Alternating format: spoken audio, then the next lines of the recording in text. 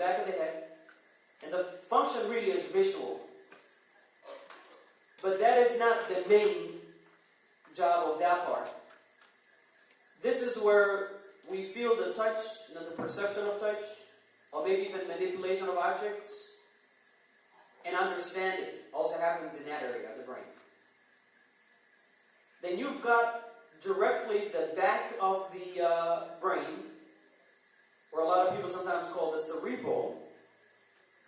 That is the occipital lobe.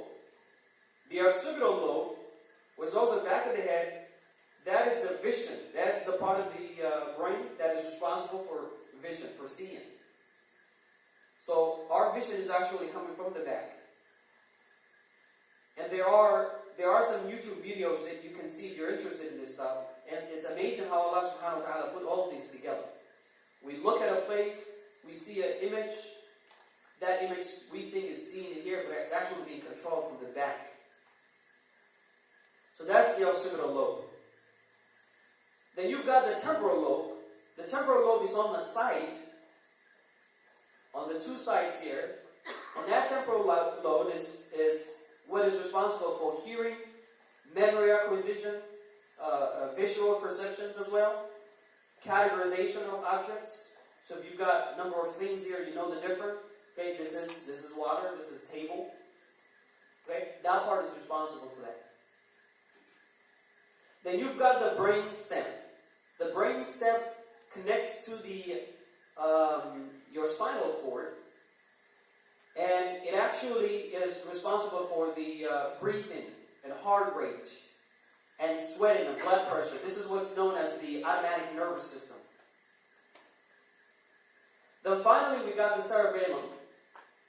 The cerebellum also kind of sits towards the end of the brain, right next to the stem, right next to the brain stem. And what it does is, it helps us with the voluntary movements. And this is how Allah subhanahu wa ta'ala put it together. That's how Allah wanted it. So as I'm talking, I'm moving my hands. That's from Allah. Allah is making that brain move like that. And it's the brain that's actually triggering all of this. As you sit in, going like this with your eyes, that is that part that's actually making that possible. Now there's this part of the brain called the amygdala. The amygdala is really important. If you don't get anything from this lecture, if you don't get anything at all, get this part. So the amygdala is this part that's responsible for the pleasure, is responsible for emotion and fear and all that.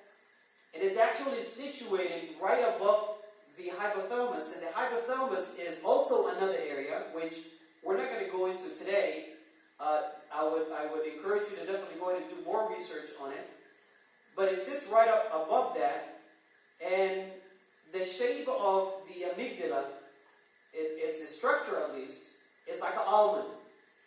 It's almond shaped. This is amazing because if this part of the brain senses fear, it shuts down. Why do I tell you that? Because if you are a teacher, and you are teaching someone, a child, for instance, because learners could have different ages, but let's just talk about the children as teachers. If the child feels threatened, if the child feels fear, that part of the brain shuts down. So when I was young, I remember the teacher at we call the Dusi, the madrasa, the weekend school, would hit us with a stick when we miss the Quran or we don't know our lesson. And I don't know my lesson. That's why I missed it. But the Shaykh, may Allah reward him, has the stick on top of me and he's hitting me. Well, Shaykh, if I don't know the first time, I'm definitely not going to know when you hit me. Well, what happens is that part of the brain shut down because I sense fear. That part of the brain, the amygdala, shut down, and so that's it. Nothing is coming in. Nothing is going to come in. The Shaykh can even read the Quran to me, it probably won't even come to me because that part of it is closed. So we got to make sure to care for this area. And so it's important for the person that's teaching that they understand this too as well. By the way, this isn't only beating the kid. This is also verbal abuse. If the child feels that verbal abuse, or even the adult feels threatened through a verbal verbiage, that part of it is going to shut down. And learning isn't happening. Learning is not going to happen. It's scientific. It's amazing. Now, there's this book that I read, and I'll definitely recommend for everybody to read. It's called The Art of Changing the Brain. The Art of Changing the Brain. It's a book written by a doctor called James Zull, Z-U-L-L. And he talks a lot about the brain and how the brain works. And he has done extensive research, and he's a doctor again in this field. And there's a quote from that book that I want to read to you guys. Neuroscience tells us that the products of the mind, thoughts, emotions, artistic creation are the result of the interactions of the biological brain with our senses and the physical world. So in short, what he's saying is that thinking and learning are products of biological process. In other words, when we were born, we're not born with this slate clean. We have some innate faculty that enables us to know things. So when the baby is born, Allah subhanahu wa ta'ala put this in us that He knows to grab the mother's milk. And so on and so forth. Now, one thing that is also very important in the brain is the neurons. And you guys have heard a lot. There's this phrase that, he's got some wires loose in the head. Some wires loose. You definitely don't want to have wires loose in the head, in the brain. Because that's the neurons. These are neurons, and all the neurons come together, and they talk, and they communicate. And the more of those neurons that are communicating, that are talking that you have, the better off you are. In other words, the person who's bilingual has more of these neurons that are touching each other, that are talking to each other. Okay? What this, and as I have this slide there, it says more practice of what one already knows increases those dendrites. And we'll talk about what dendrites are. So, if you imagine, as you can see there, that kind of looks like a tree. And the top part, it looks like a tree branch at least, right? And then there's this little string that goes on, and then at the end it has, this branches also, small little branches. So this first part here, this tree-looking like area, is what's known as dendrites. It's called dendrites. In the middle is your cell nucleus. And this is the cell body. Then there's this little, for lack of better words, we'll say a wire. This wire that's coming from the cell itself, right there, goes all the way to the terminal buttons. These are called terminal buttons. So what Allah subhanahu wa ta'ala did is this wire here, Allah wrapped around in that little wire something called myelin sheath. The myelin sheath does two things for our neurons. Number one, and it'll come in a minute, but there are signals that are coming from the dendrites. Those signals travel through this wire here called axon, by the way. A-X-O-N, it's called axon. So the signal travels through that axon wire, or path. And then this myelinated sheath, what it does is two things. Number one, it makes that signal travel through the axon pipe very, very fast. Thus, thinking. But number two, it actually prevents it from any interferences. It prevents it from interference. So then that signal travels through that axon, gets into the terminal buttons. Those terminal buttons are communicated with another neuron's dendrites. So if you can picture, you have these dendrites here, over here for another cell. And we've got billions of them in our brain. So that is important to know, because if you're studying the Quran, it's actually to your advantage, to your brain advantage, to read the Quran more, to memorize it, to practice it, and to also practice what you already know, because it's good for the brain. So some strategies, and as I mentioned, I wrote the topic really for teachers. So this strategies would be for teachers, but we can definitely apply that for parents, because parents are also teachers in some way, and in their own way. The strategies is that we have to understand prior knowledge.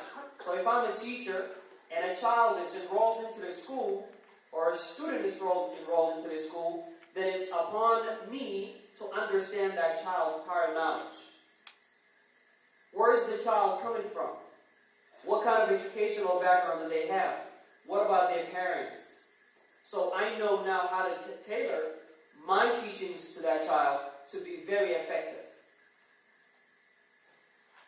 And funds and knowledge is actually the same thing that I've done now. Funds and knowledge is basically visiting the child's house, understanding their culture, if it's different than yours, understanding their culture, and then including cultural artifacts from that child's background into your class and your lesson plans. The strategy calls for motivation. We got to motivate the kids.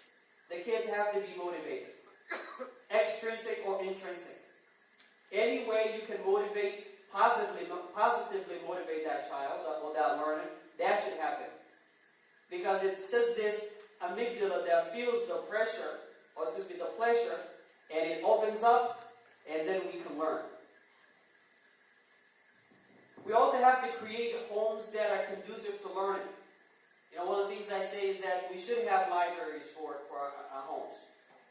There should be a shelf that has some books so kids know to go and read. But of course, we have to model that first. We have to be reading those books and eating healthy. We're going to talk about that. And I've got some amazing information to really share with you about that. And this culturally relevant pedagogy is for really teachers who are teaching the bilingual kids. So if we've got even if the teacher is bilingual himself or herself, they really have to understand this style of teaching, this pedagogy that calls for the improvement of culture, and also the motivation of using other people's cultures to make sure that their culture also is important. So where is this relevant? Our public schools. If our Muslim kids go, there are a lot of kids that go to public schools.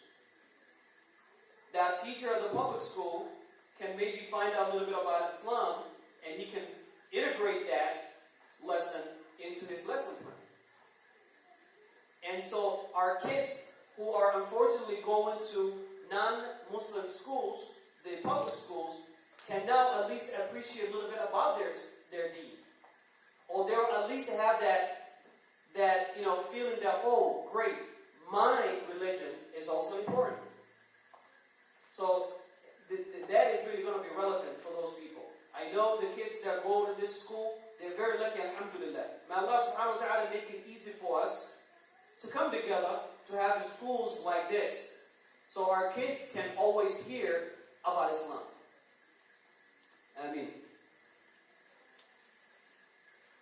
we'll skip this part because I kind of alluded to it a little bit. So that funds and knowledge thing that I was telling you, which is understanding the cultural artifacts of our students, there's a research by these people who say that the prior knowledge refers to the historically accumulated and culturally developed bodies of knowledge and skills that are essential for household or individual functioning and well-being. That is really true, especially in this time where our kids are suffering identity crisis.